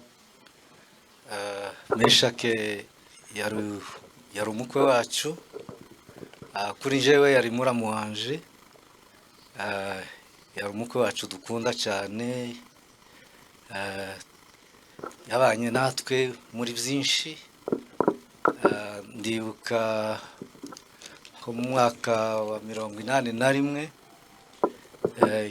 icyo gihe namumenye cyane, ariko ubwo yakoraga ubukwe icyo gihe babikivuze hari muri 73, nje nari nkiri muto. Nibya bindi nyine bya ruguru, nabonaga gusa mushiki waje ari kurira, aragenda. Icyo gihe barubaka barabana. Je naje kuhagera mu mwaka wa 81 ngeri iwabo. Nibwo nagiye kwiga, nigaga muri primaire, nibwo namenye Meshake, menya n'umuryango we wose. Barancumbikira, nabaye neza. Yari umugabo mwiza utagira kandi kose gashobora kumuhindura. Ndibuka kandi twasubiye kubana nyuma mu Rwanda, yaje kunsangayo tubana yo nawe. Yari umwarimu, yari directeur, nanje nari umwarimu. Yakoreraga ahantu hitwa Imusha, nanje mba muri Rwamagana. Twabanye neza cyane, yari umujyanama wanje, niwe wangenderaga inama zose. Nkamuramu wanje kandi nje namufataga nkamukuru wanje, kuko yangenderaga inama nyinshi cyane. Meshake n'ukuri titwobona uko twomuvuga. Hari igihe yigeze kuntumira abi Burundi, musangayo, yari yarampaye adresse. Ubwo madamu we yarakiriho, anzanira agapapuro ka adresse zose uko nzamusanga i Burundi aho yakoreraga. Naragiye icyo gihe musanga i Burundi, ngira ngo ni mu ntara y'Amakamba, ahantu hitwa Nyanza-Lac, niriya ku mupaka ja Tanzania. Nukuri yaburaga nk'ukuntu yo gufata. icyo gihe arambwira ati nashakaga ko woza nkagushakira akazi ugakora akazi. Ubwo yakoze ibishoboka byose, twajanye na kamarade tugera i Bujumbura, bagerageza kumushakira akazi nubwo bitaje kunyuramo. Nije usa wabinyuzemo ndarambirwa ndataha. Uwo munsi nibwo basigaye bakoresha abandi ibizami. Ngarutse uwo mugabo wari ubishinzwe ministre, kamarade aramwibuka, yitwaga Dronis, arambwira ati mugabo biriya byavuze ikirundi ati niwe wigiriye nabi, waragiye sigara nkoresha abandi ibizami. Murumva Meshake yari umugabo mwiza cyane, umugabo w'ishaka, umugabo w'umunyakuri. Sinobona uko nomuvuga, ibyo bamuvuzeho byose ni ukuri. Reka ntarambiranye mvuge shimire bishwa banje, bari abana basiga mushiki wanje n'abari abana bandi basiga uyu mugore wundi wiwe uhari.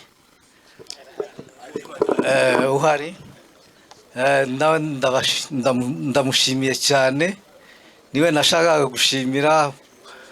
Mu mbabarire iyo umuntu yavuga hariho bimwe bimunyuraho. Ndamushimiye cyane, shimiye Madame Meshake wari yareze abana neza cyane, abarera nka nyina. Nukuri sinoreka kumushimira, yagize neza cyane, yitaye ku bana b'imfubyi bari basigaye. Abana nabo arabarera n'ubu kugeza n'ubu, akomeze uwo mwete nubwo bamwe bamaze kubaka, ariko nukuri turabimushimiye cyane kuko yahagaze mu cyuho mushiki wacu amaze gutaha. Tukaba nukuri dushimiye Meshake, niwe wari umukwe wacu w'imfura. Ikibabaje nuko atanze muzehe arashaje, ni umugabo ushaje cyane, arashaje, namwe murabyumva. Arashaje kumva abana biwe, abakwe biwe aribo bamutanga kugenda, birababaje cyane. Umukwe we wa kabiri niwe wabanje kugenda aramusiga, uyu yari umukwe wa mbere nawe aramusize kubera nyine ibibazo by'indwara. Meshake tizakunze ko twokomeza kugumana. Tukaba turangije tumwifuriza iruhuko ryiza n'umuzuko wabera. Indoro yacu tukaba twaraye tuyibashikirije. Sawa sawa. Urakoze cyane, Imana iba umugisha. Reka twumve nanone basebukwe abahire. Bahire tambuke n'abaduha umuntu umwe bihuse.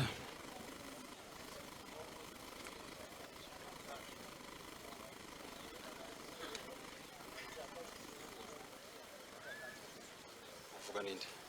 Ninde uvuga?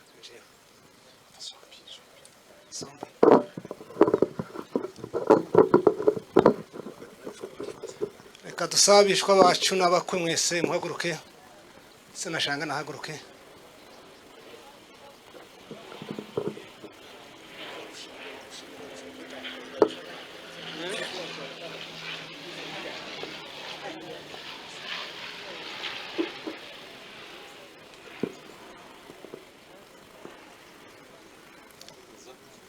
Reka dukomeze tuvuge abazagume basi. Tubanje gutanga mpore ku muryango wa Ntwari, turavuze ngo mwihangane mukomere. Muvandimwe yagiye, tubahaye mpore kuko yarageje igihe ciwe, yarageje ku mwanya wiwe. Duhaye mpore umuryango w'abahire, mukomeze mwihangane kubwo kubura umukwe wanyu. Turavuze ngo namwe mwihangane mukomere cyane. Duhaye mpore abishwa bacu, sebundi bahagurutse nibaze nuko nibaze. Twavuze ngo abishwa bose bahaguruke baze. Namwe tubahaye mpore muzo kuri mukomere mwihangane kubwo kubura umuvyeyi ntibyoroshe.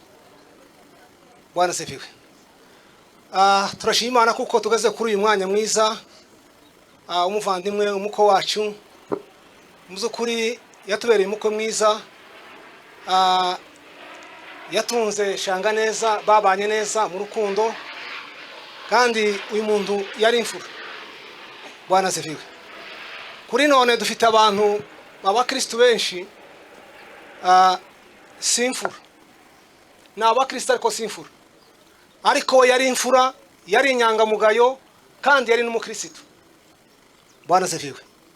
Kera twari dufite abasaza bacu bari abapagana ariko bakaba imfura, ariko ubu nyine dufite abakristo batari imfura, ariko we yari imfura akaba umukristo akaba n'inyangamugayo. Ibyo bintu zose yari abifite, kandi yabanye na shanga neza, babanye neza mu rukundo. Mu by'ukuri yatubereye umukwe mwiza, turamushimiye cyane, Imana imuheze umugisha. Bwana ziviwe. Mu by'ukuri turamushimiye cyane, babanye neza, kadushimire na shanga wamwihanganiye. Murumva imyaka 16 ntiyoroshe, ariko uramwihanganiye, ubana nawe mu by'ukuri mu byiza no mu bibi, uramwihanganisha kandi umuba hafi kugeza ku mwanya mwiza wo kurangiza. Imana yumva isengesho ryawe wari wasenze ngo ntakarangirize mu bitaro, zarangize mu maboko yawe. Uko niko byagenze. Umukiranutsi, urupfu rw'umukiranutsi ni rwiza, kandi uko byagenze, uko yabisabye niko byagenze. Bwana ziviwe. Nje nabonye kuko agiye kugenda umunsi ashingira umwana. Umunsi ashingira umwana naratashingira abantu, mbonye kuko njewe yagiye. Muzo kuri none mbonye isafari we kuko agiye umunsi ashingira umwana. Twabaye mu birori hariya, aza gushima amagambo yavuze, numva kuko asezera, kandi avuga neza, arasezera, ndavuga ngo yagiye kuba ko nyine kuko yari yasezeye. Umukristo azamenye urupfu rwiwe, iminsi yiwe kugenda azayimenye. Mu by'ukuri yari yayimenye, arasezera, umwana amwatura ifuwe ryiza, aramusezera uwo munsi. Mu by'ukuri turamushimiye kuko yari umukristo, kandi akabagiye neza, akabagiye nk'intwari, akabagiye nk'umukristo. Yesu ashimwe. Mu by'ukuri natwe nk'umuryango wa Muhire tubahaye inka 2 zo kurera bano bana basigaye. Mu by'ukuri mwese turabashimiye, muzabe hafi y'umubyeyi, muzabe hafi ya mama wanyu, muzamwegere. Ubundi natwe nk'abanyakorome turi kumwe namwe, tuzakomeza tubane namwe. Tubahaye izo nka 2. Murakoze, Imana ibaheze umugisha. Tukaba tumwifurije iruhuko ryiza n'umuzuko wabera. Murakoze cyane, Imana ibaho umugisha rwose. Murakoze rwose, Imana ibaho umugisha. Sure mu ntebe. 14-13. Mwasigaye mu mwaka dusomeye 14-13 ibyahishuriwe Yohana. Numva ijwi rivugira mu ijuru rimbwira riti, Imva ijwi rivugira mu ijuru rimbwira riti, andika uti, andika uti, uhereye none hahirwa abapfa bapfira mu mwami wacu. hahirwa abapfa bapfira mu mwami wacu. Umwuka nawe aravuga ati ye, Umwuka nawe aravuga ngo ye, ngo baruhuke imihate yabo, ngo baruhuke imihate yabo, kuko imirimo yabo ijanye nabo ibakurikiye. Amen. kuko imirimo yanyu ijanye nabo ibakurikiye. Amen. Amen. Amen. Zanezezwa nao havuga ngo numva ijwi rivuga ngo ye, nikasikia sauti likikubali ndiyo, ngo baruhuke imihati yabo, na wapumzishwe, n'imirimo yabo ijanye ibakurikiye, na kazi zao ziwafuate. Haleluya. Amen. Reka tuvuge, ntabwo dutwara birebire cyane, tutachukua muda mrefu. Tuanje gutanga mpore nyine kuba gospel bose. Tunatoa rambirambi zetu kwa washirika wa gospel n'umuryango wa Ntwari, pamoja na familia ya Ntwari, n'abandi bose bashamikiyeho, hata na watu wengine wako na ukoo hapo. Mwihangane niko biba mwisi, muvumilie, ulimwengu ni hivyo, ariko mwijuru tuzamusanga, na mbinguni tutampata. Meshake yari umugabo mwiza umwizerwa cyane. Mzee Meshake alikuwa ni mzee mwaminifu sana, kandi yagiraga ukuri kwinshi, na alikuwa ni mtu wa kuongea ukweli n'urukundo rwinshi, na upendo, kandi yaragize igihe akorera Imana. Alikuwa na muda wa kutosha wa kumtumikia Mungu. Yatangiriye mu Rwanda, ameanzia Rwanda, abo muyobozi, akakuwa kiongozi, ngo aje gushika hariya kubwegera bamugira mwarimu. Alipofika Bwegera akapewa kuwa mwalimu wa kanisa. Reka nje kubabwira aho ngaho bukeya nubwo nyine tuja gufite uja kuvuga kubwegera. Kwa acha nigusie kidogo hata kama kuna yule atakuja kutoa ushuhuda ya huko Bwegera. Kuko twari dusangiye community, twari dusangiye kanisa. Tulikuwa na kanisa moja.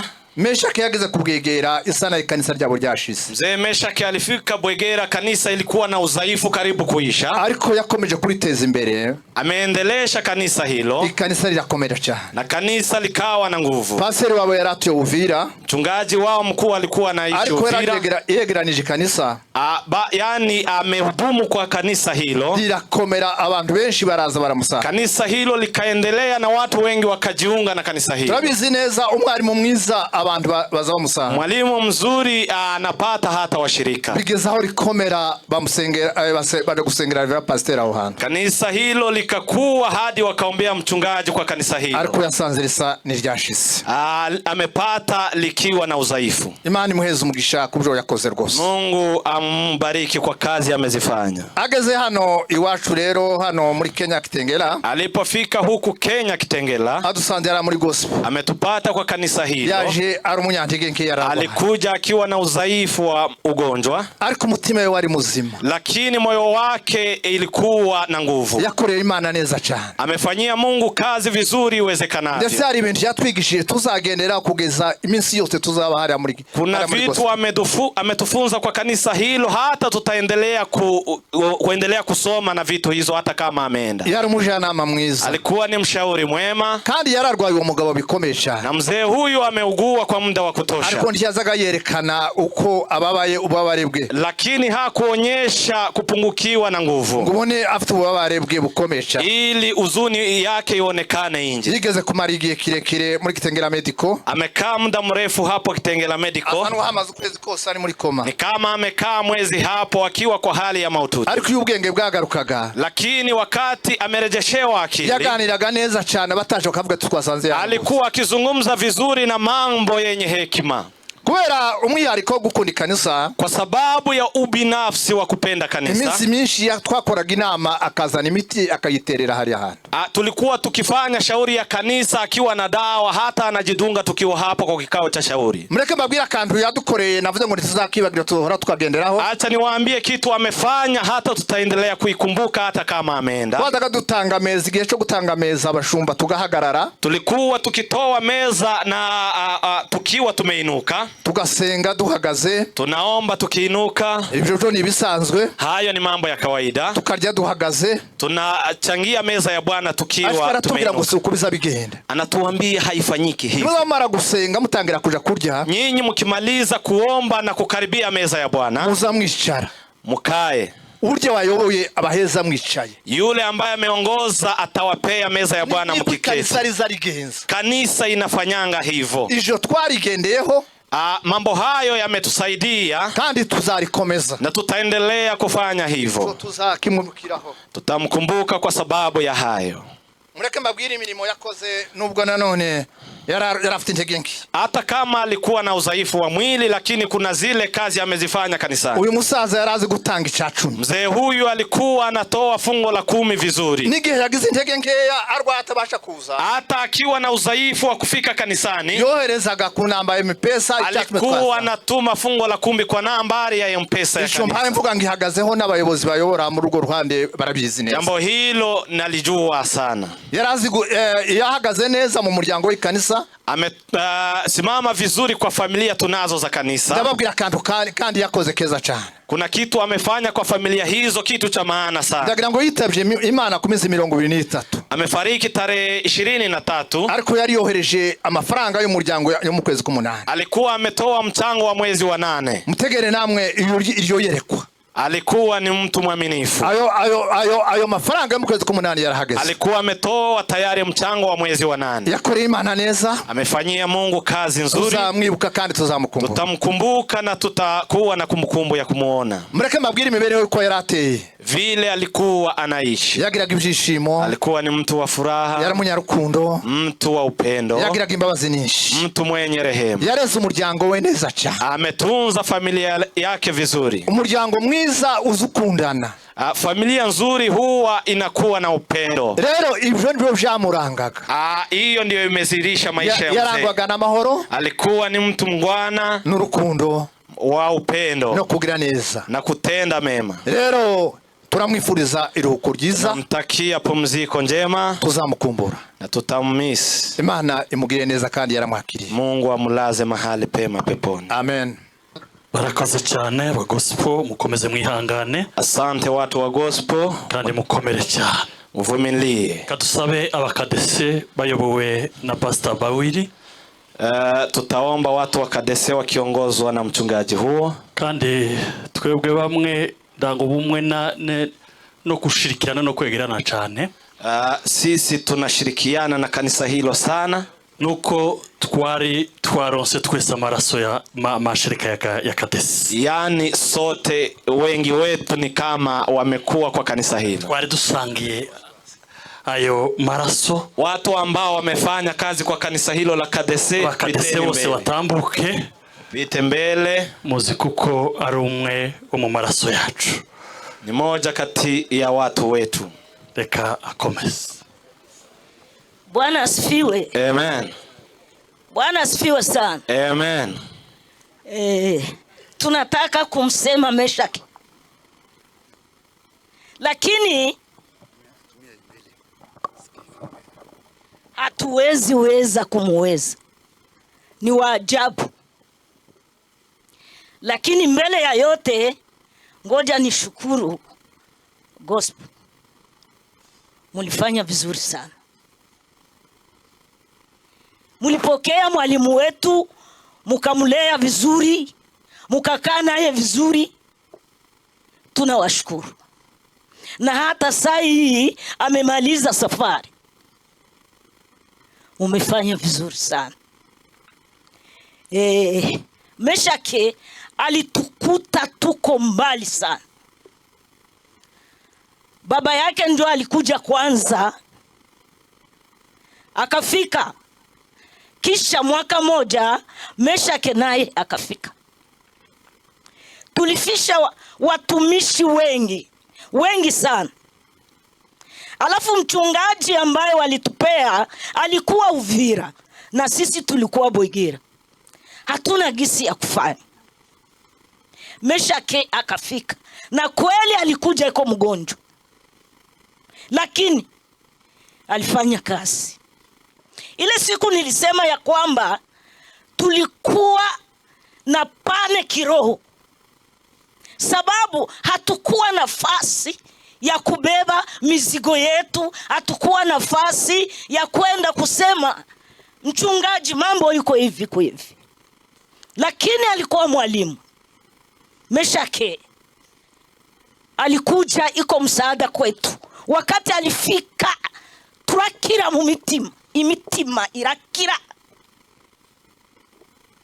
Tugubwa neza, turasenga, tunezerewe, tutafite imbagarara mu mitima. Hatukuwa na ile moyo unasimama wa Wakristo.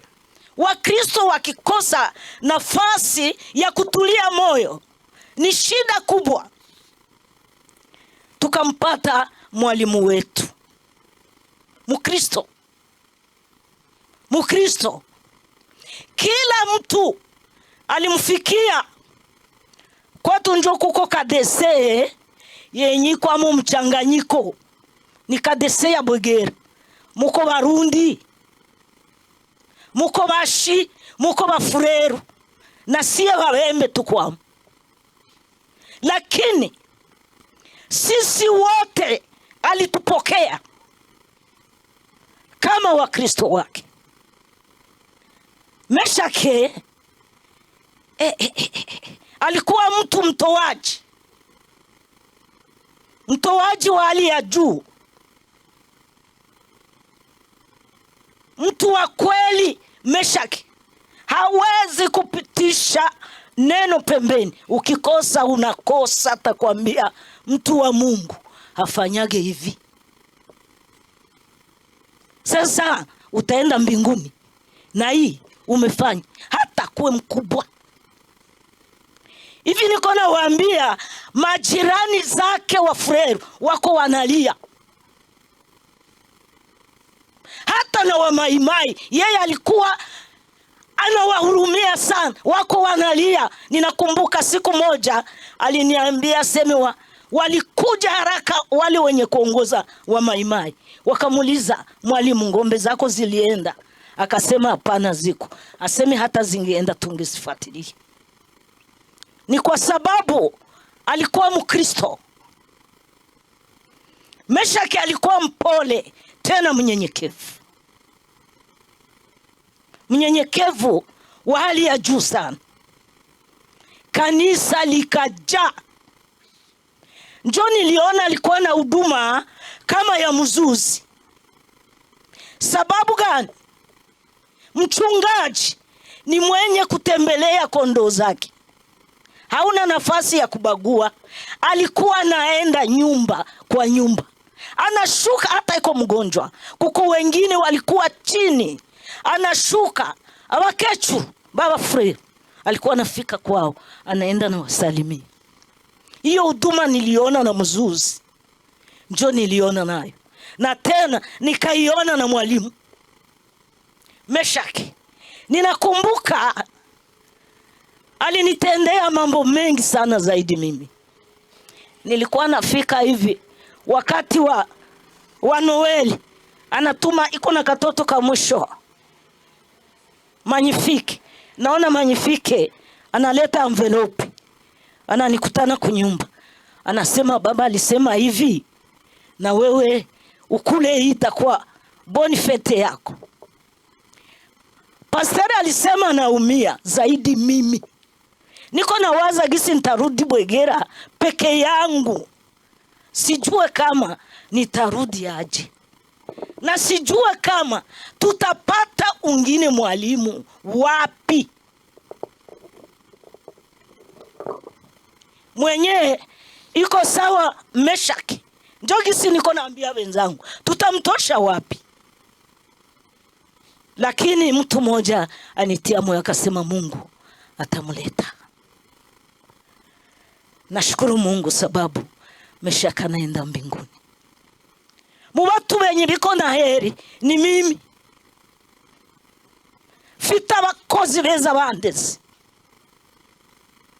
narezwe neza cyane, kandi jewe sinasengewe n'umubembe n'umufrero.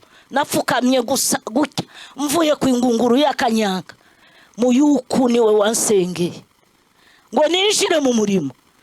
Muzuzi aransama, aranyigisha. Haleluya, amen. Bwana asifiwe sana.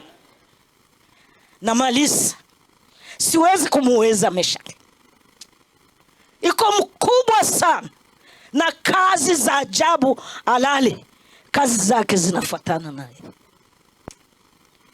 Acha niseme neno moja.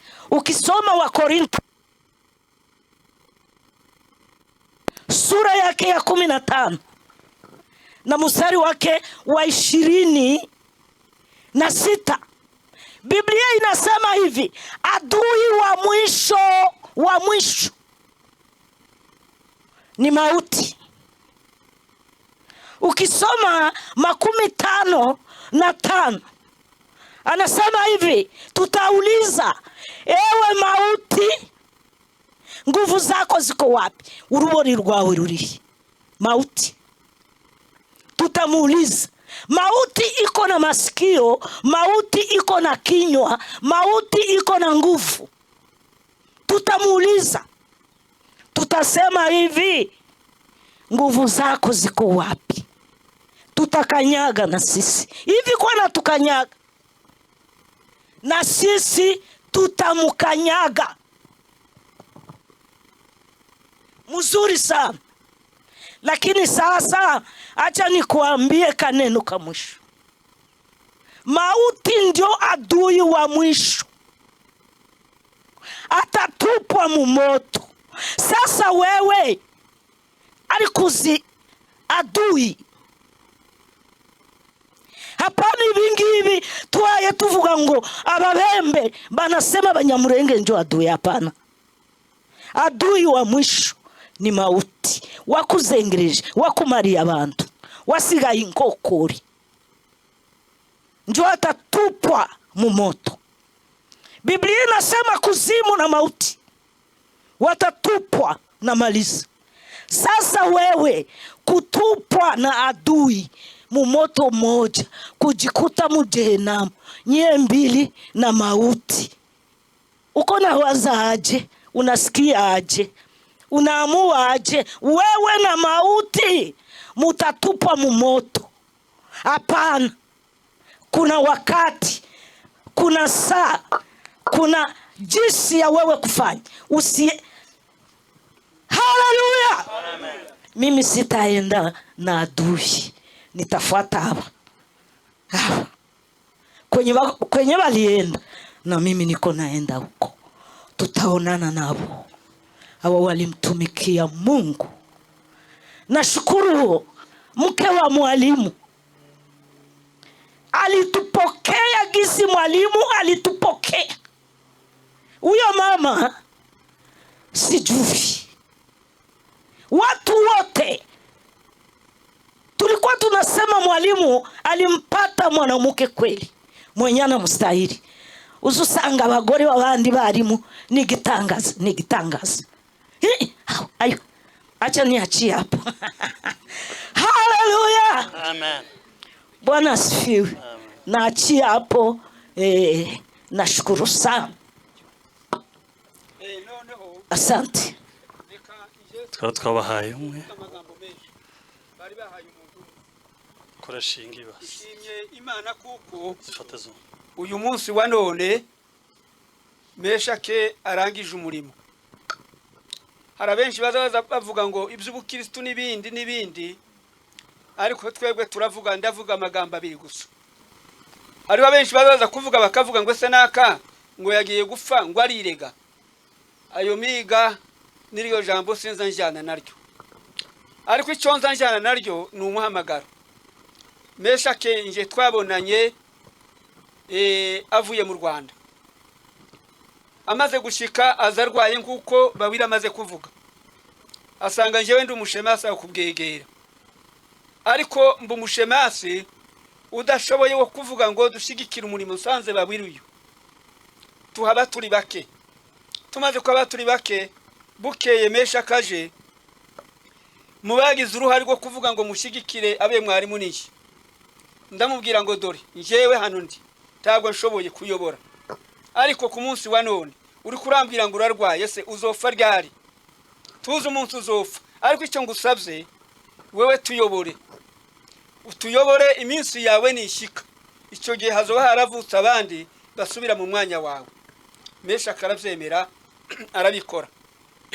Njewe na se twarakurikiranaga mu mwanya wo kuvuga ngo nikwe tuzohambwa mbere kuri we, ariko kuko umuvuga butumwa maze kutubwira ibyo ntibizashoboka. Ise aramusiga, shima Imana kuko ise atari umuhamze amusize.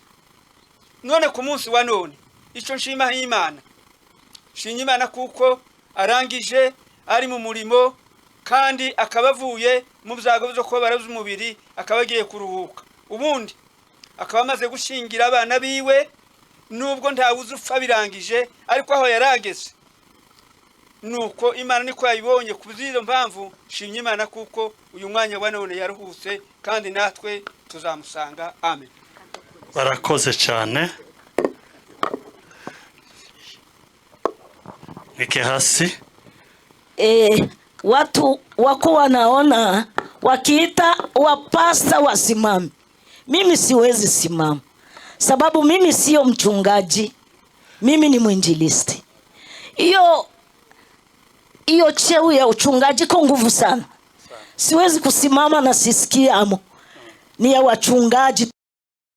iko ndani ya wachungaji. Mimi sisikie, ndio kwa maana sisimama.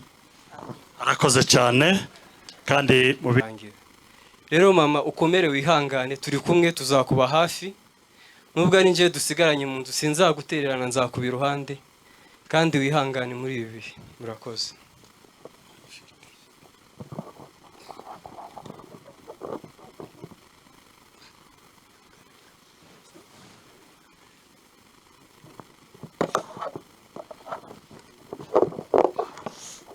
Yesu ashimwe.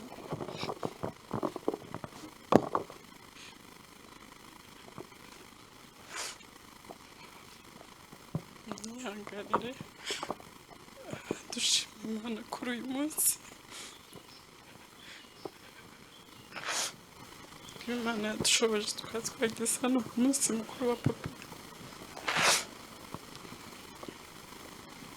Ni Imana nyine iba yabiteguye, ariko nibyo nyine abantu bataba batekerezaga. Nshimiye abantu bose, nabakunze, sinari nzi ko papa azwe gutya.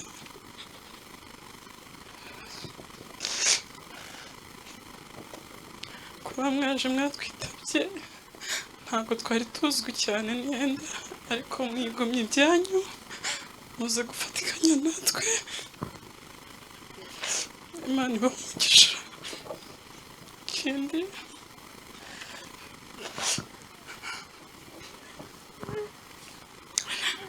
papa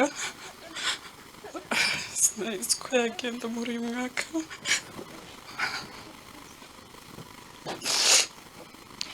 Igihe yarwaraga twizeye ko agiye kugenda, sico gihe yagiye.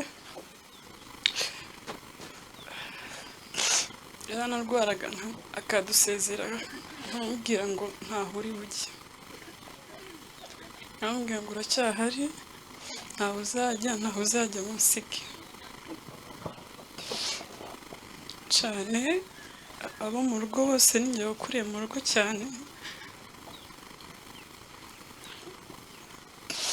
ariko Imana ishimwe kuko papa afite imirimo myiza, abantu bamuzi neza, ntawe umuzi nabi. Imana ishimwe ko papa yabaye umukristo, akorera Imana. Papa yari mwiza, ariko ndabizi ko ari kunyumva. Uriya munsi kuwa kane nagize ngo Niyenda yagize ikibazo, narababwiraga ngo Niyenda papa hari igihe mwebwe atari kubumva njye aranyumva, kuko hari igihe yangaga no kurya, nkababwira ngo mureke ngenda bizana arabirya, kandi akaba ariko bigenda. Ariko nagerageje kumubyutsa, mbona ntiyabyutse. Ndavuga ati papa yarangiye.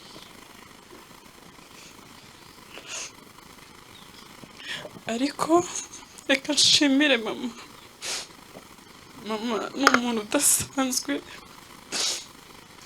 Mama papa yarwaye kenshi, turyamye gaca mu gitondo akatubwira ngo yaraye yicaye wenyine, papa yarwaye, ariko ntatubyutse akabitubwira mu gitondo. Ariko ndagushimiye ibyo wakoze, ukuri ibyo papa yasize avuze. Papa yaradusezeye, yasize avuze ibyo tuzakorera mama, yavuze ngo tuzamufate neza. Ni ukuri nanjye nzabishira mu bikorwa, ntabwo nzabona aho mama ababaye. Icyo nzarya cyose tuzagisangira nk'uko byari bisanzwe. Ni ukuri papa, sinzi ubu ngubu kuba muri kino gihugu tutari kumwe, sinzi ko bizashobokera, ariko ni ukuri Imana yarakoze. Ndabashimiye, nshimiye urusengero rwacu dusengeramo, nababonye mwaje muri benshi, abapasiteri, abakristu, mwakoze cyane. Imana ibahe umugisha. arakoze cyane, nimwike hasi. Murakoze.